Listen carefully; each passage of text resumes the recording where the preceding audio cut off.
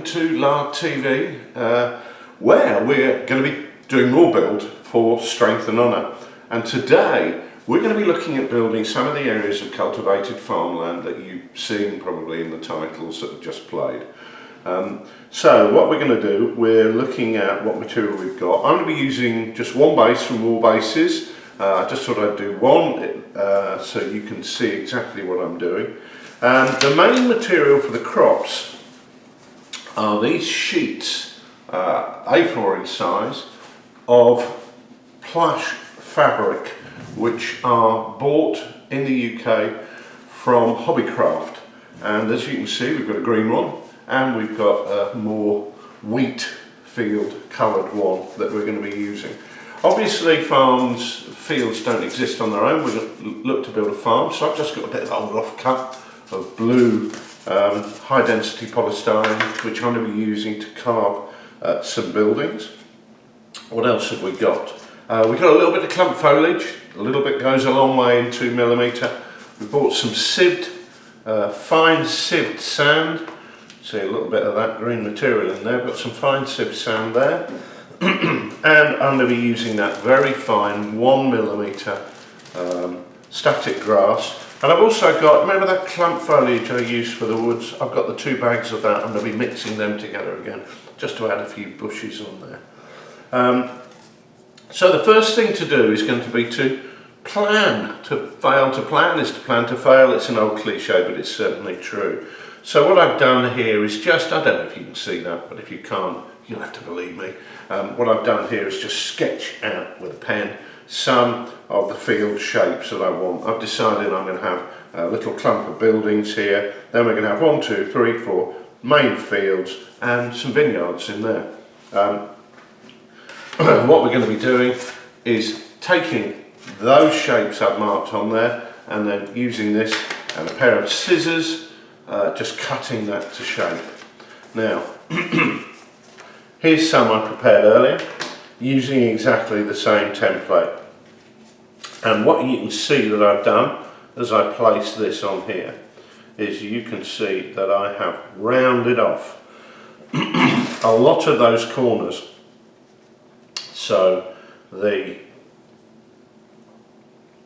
fields have more of a natural look than just cutting them square. For the vineyards, I've just cut strips of the green plush sheets, put my teeth in, and I'm going to be applying them with a bit of glue. So my advice there very much is to trim off those square edges when you're doing that, just to get a much more natural look. What other tools are we going to be using? Well, I'm going to be using a sharp knife to take our high density polystyrene and trim that down, and I'm also going to be using some PVA glue for the job. What I'm also going to be using is some Evo stick to stick those buildings in place, because I don't think that PVA is going to give us the quick results that we're looking for. Well, the first thing I've done is I've cut a section of high density polystyrene from that. You can see the size of that, how much we're actually going to need for this, and all I'm doing is I'm going to cut those into, well, effectively slightly elongated dice shapes, because the area that I'm looking to do here is going to be more like North Africa or Greece, with some flat roofed buildings. And the kind of look I'm going to go for with these is a bit like those Christmas cards you see with the skyline of the little town of Bethlehem, where you get slightly irregular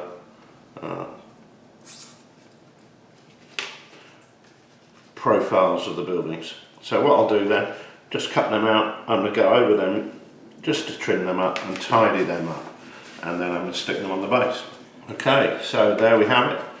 As you can see, they're nicely in place there. And what I've actually done is I've coated them with PVA, because PVA takes paint a lot better than painting directly on polystyrene. Now the next thing I've got to do is I'm going to take a big brush and I'm going to start applying the vineyards. Now the vineyards are the hardest things to do. The fields, just you put them down like that. It's nice and simple without any issues. But the vineyards take a little bit more work. So I'm just going to check the sizes by putting that down there. And I'm going to pour out some of my PVA. And I'm going to use this neat. The reason I'm going to use this neat is I don't really want it to dry out, because I'm not just actually using this to stick down the bits of vineyard, I'm actually using it to stick down the ground cover that we're going to be adding in there as well. So we just gently put these in place, making sure that we're looking like, and try and keep glue off your fingers. It's very, very difficult to do, but if you get glue on your fingers, wipe it off straight away. The last thing you want to do is to get glue onto the tops of the vines, because that will then attract unwanted attention.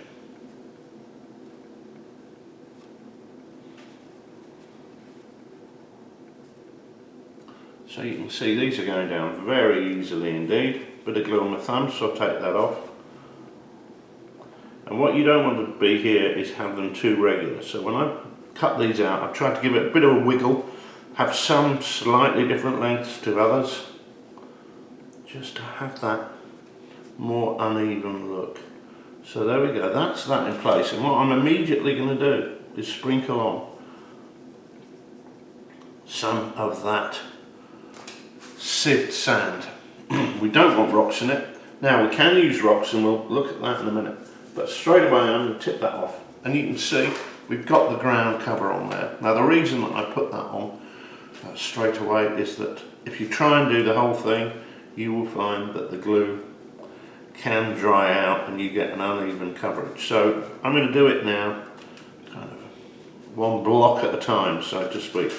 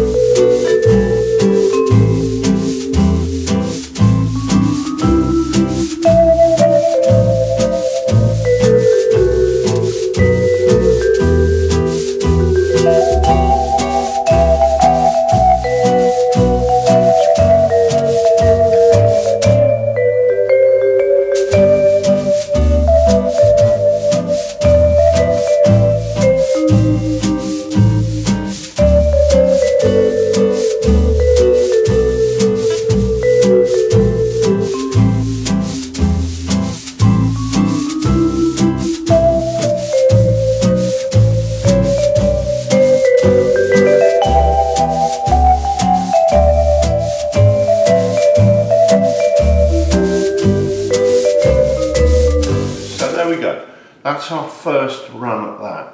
Now obviously it's by no means finished, but we can already see the shape that it's taking, and what we're going to do is allow that to dry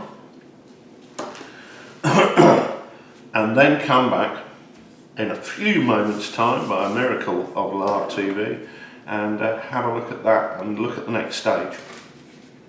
Okay, so here we are. We let that dry. You'll really tap that off any excess sand that's just kind of got onto that funny material, whatever it's called. We can tap off at that point. So now what we're going to do is just use a mixture of PVA and water to seal that sand in place, exactly the same as we did when we were looking at the bath mat woods. And again, that sand is going to act as a blotting paper with this watery PVA and just soak that up, and that will set to really dry like, well, I could say concrete, I'd be lying, but it ain't far from it. It will dry solid, and you can actually just paint straight over the bits of vineyards there. Obviously don't intentionally get it on your fields, but just go around it. And that, we'll leave that to dry now. Obviously that's pretty wet mix. Just go over those buildings again just to make sure they're sealed in, and let that drip dry for a minute. Then we can put that out in the sun or on a radiator or in an airy cupboard or wherever you like to let that dry. And once that's done, we can just get on with painting it. So there we go. That's probably the fastest build step possible. Okay, so here we have our dried base. As we can see, we can give it a good old knock just to make sure we've got no sand on there, and indeed we haven't. So we've got that nice and clean. We can see our buildings there, or what are going to be our building. The next stage is very easy, a Vallejo game wash, and what I'm going to do here is water that down quite a lot, because one of the reasons I've gone with square shaped buildings is I'm keen to make this a sort of more Middle Eastern setting rather than a Northern European one. So I'm actually going to do this slightly differently to what I did last time, in as much as I'm going to use the same wash that I used before, but I'm going to mix that with water. So that's going to give us a lighter finish, a more arid look.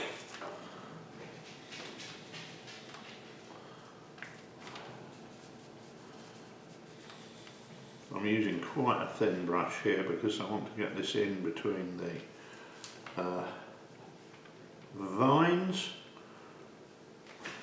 And if you get a little bit of this ink on the vines or on the material, it doesn't really matter. You can always attempt to wash that out with a bit of water, but I am actually going to go over and give the crops a bit of a dry brush at the end, so any little bit of ink or wash or whatever it is that gets on there doesn't really matter, but obviously try and avoid it. Okay, there we have it.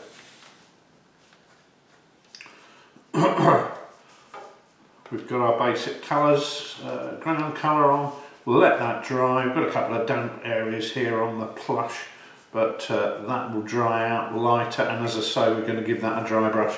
So let's get that out in the spring sunshine, let that dry, and then we can get on with the next phase, which is going to be adding a little bit more detail onto that. But coming on nicely. Right, so we're back, and as we can see, we've got our dried sand. Some of these areas where I got a bit of ink on there looking a bit grotty, but you can easily touch them up. I'm using here a Deco Art Americana range, and that is their sand colour, and all I'm going to do is dry brush that on there. Now you may remember that when I did the woods, I used a 2-colour dry brush. Because this is a much lighter ground covering, I'm just going with the sand, so it makes it even quicker.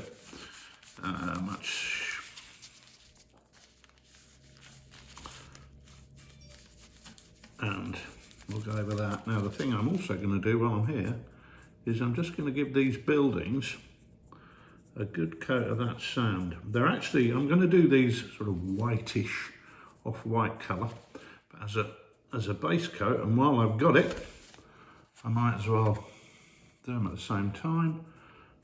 So less of a dry brush than a wet brush on there. Just clean my brush on there, and then carry on doing what I'm doing. And I'm actually avoiding, that we can go over this plush material that's our field. I'm actually avoiding the vines because I'm going to use a much thinner brush there to just run down in between them.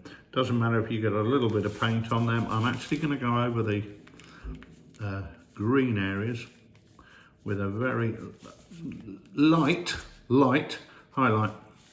So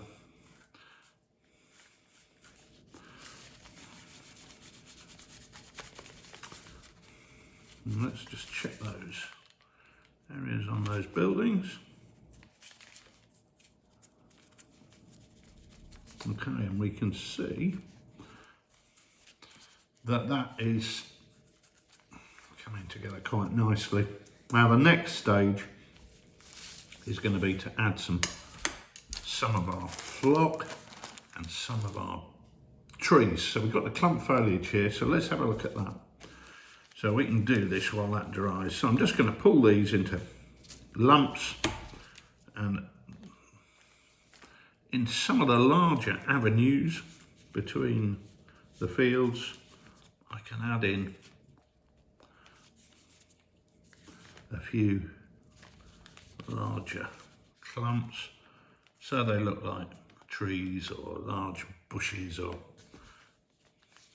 depending on what size you're using for them. So that's going to give us, and then after that we'll let this dry first, and then I think that was a bit big, to be honest. Then after that we're going to put on some smaller bushes. So let's put a few of these large clumps on,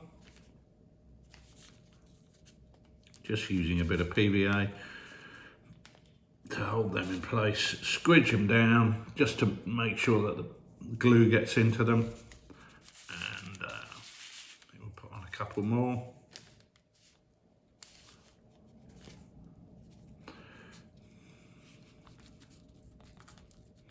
Just really to add a bit of variety and texture to the base. So there we go, that's our larger trees in place, or it will be. We'll let that dry, and then we'll come back and have a look at adding some of this stuff for smaller bushes and some of this stuff for grass, and we'll also paint up those buildings. So let's let that dry. Okay, here we go. So we've got that now to the point where that's all dried. And what I'm going to do is start adding some detail on the houses. Now, obviously, what we've got here are flat roofs with a wall around it. So I'm actually just going to use a mapping pen here to draw a square on top of each roof. So it looks like that's where the raised wall is. And I'm going to use a mapping pen also to add windows, doors, things like that, because it's just that bit tidier than using a brush. So we'll spin that round, put the door on, a couple of windows.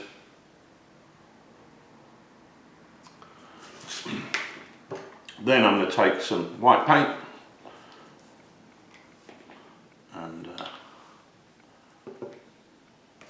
fine brush and literally just add a highlight around the top of that wall, just so the eye will potentially see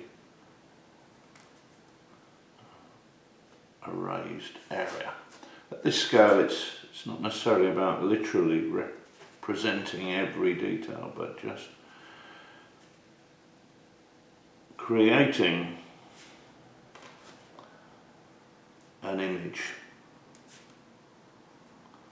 And then what I normally do with a bit of that is I'll just go around the tops of the walls so the bottom is still in that sand, creamy sand colour, but it just where the sun would have baked that to a much lighter colour. We've got that detail on there. So there we go. So we've got our houses there, and what we're going to do now is we're going to add some areas of bush. So So this gives us a great opportunity to cover up any imperfections that we have, because there's always going to be the odd bit that doesn't look quite right. So again, I'm like with the woods, I'm keeping this towards the field and away from the edge, because the edge is actually going to be done using grass. So again, as with the woods, I'm going to give this a bit of a mix up because that tended to work better, and we're just going to apply that fairly liberally, and like a cheap suit, it fits where it touches.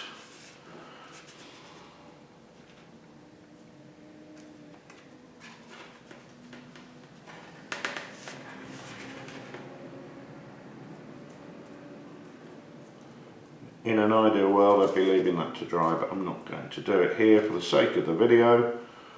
I'm just going to knock that off, and what I'm now going to do is go around those edges, because this is where the piece of terrain is going to have to blend in with the cloth, so literally not giving it 100% coverage, but probably 85%, because flock has a tendency to expand out a little bit from where you put that. Get that off there.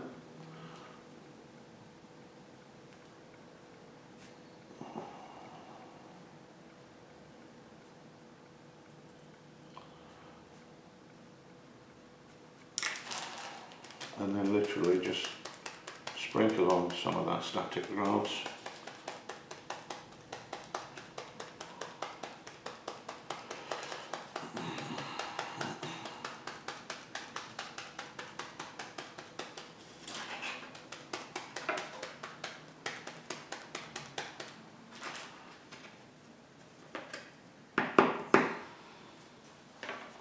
And again, knock that off. And that should be finished. At the moment it all looks a bit rubbish because you can still see the glue coming through, so we'll leave that for a wee while and then we'll come back and have a look at the finished piece. So there we have it. That's my take on how to make cultivated land for strength and honour. There is a companion piece to this short film which is on Lard Island News now, where Mark talks us through how he did it. I'm sure his methods and mine will be slightly different, but basically I saw what he'd done and attempted to make my own version of it. So if there are any differences there, you choose the one you want. Any questions, please make a note below. Obviously like this video if you like what you're seeing. We're going to be carrying on with our series this week, looking at army lists and looking at more terrain building. And coming up soon, we're going to be looking at a full playthrough of the rules to show you how everything works. But please keep watching, and we hope to see you soon.